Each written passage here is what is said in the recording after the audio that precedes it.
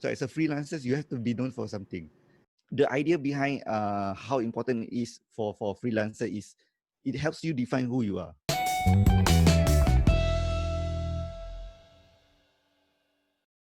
All right, hey guys, I'm AJ, I'm Rini. and welcome to the TFA Talk Show. So today we have a very special guest. His name is Hanafi, and he started as freelancing as a web developer for the last 13 years, helping clients achieve their online potential. When he started work at New Entity, he handled the sales and marketing for a year and a half before being appointed as a CEO. Welcome, Hanafi. Hi, thanks guys for having me here. Or I should say ladies, right? Thanks ladies for having me here. So what defines good branding? Okay, so what branding is, right? Branding is actually a gut feeling. For example, when you look at me, what are the first few things in your mind about me? Oh, Hanafi is New Entity. Hanafi is branding agency. Hanafi handles Yeah, branding or yeah, website, right? yeah, So that yeah. is, I never say that, but Right. automatically there is a gut feeling that you have about me. So similarly, when you look at things like Nike, inside your mind is premium, sportswear, active, right? So that is what a branding really is. It's a gut feeling. So now that we already understand that branding is a gut feeling, so how Yes. is this branding important to freelancers? Like this gut Okay. feeling for freelancers.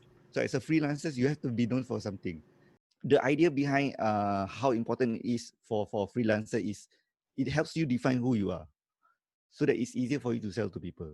Is there a simple branding framework the freelancers can easily use to build a strong brand? Yes.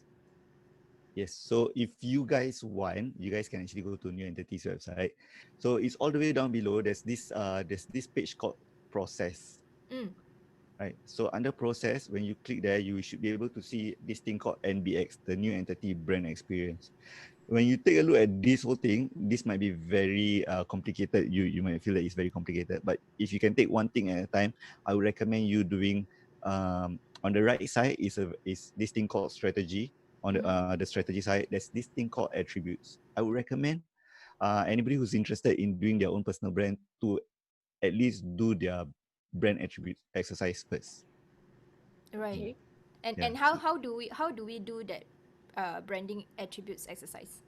Is there like a Okay. website or anything? There are a few things that can define your brand attributes. For example, right, for the first one, you need to define your audience.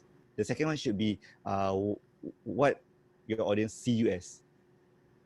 So when they look at me, professional, web developer, knowledgeable, for example, so you have to use all these one-liner. You guys can actually just do a quick Google search.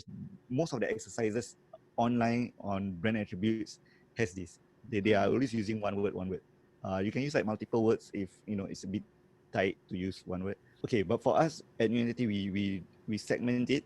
So there's audience, and then there's about us, like what we want to be, what they see us as, and then after that followed by our brand voice. So brand voice or brand tone, like how do you want to sound like online, right? On Facebook, Instagram, Twitter, when you post your caption, this is very helpful. When you want to post something, you always take a look at your brand attributes. Okay, Right. so this picture that I'm posting, for example, Rini is going to post a picture, right?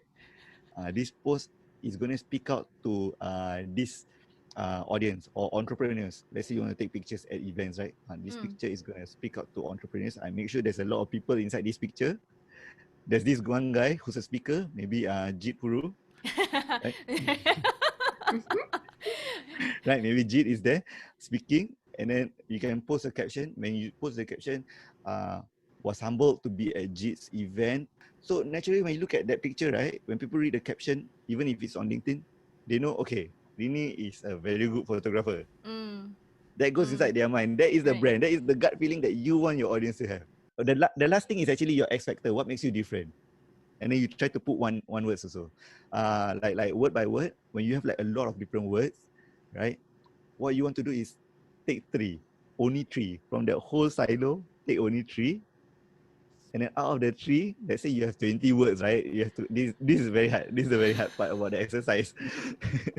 And then after you selected three, so these are the top three traits that you have for your audience or for Right. yourself, for your brand voice, right? And the X factor. After you select the three, the last thing you need to do is select one only. So what are the basic free tools to use in creating a brand? Basic free tools. Okay, there's a lot of online tools. On HubSpot, you can do the audience persona, hubspot.com, and search for the audience persona. It's free. They probably take your email address from there. But I think HubSpot is a good tool if you want to learn how to market yourself also, either way, so it's totally fine. But from there, you can start to do a few audience personas, and these are the people that you actually want to target. For branding, for things like more on the visual side, I would say free tools. There will be Canva, there will be Easel. There's actually quite a number. It depends on your liking, but I would recommend Canva for. I mean, it's easier for Canva. Never be afraid lah. Never be afraid to publish or post your items on social media, because without posting, then there will be no brand awareness. Nobody's gonna know. And speaking of brand awareness, it's very important for you to do the exercise that I mentioned earlier. So at least when you post, there's some consistency.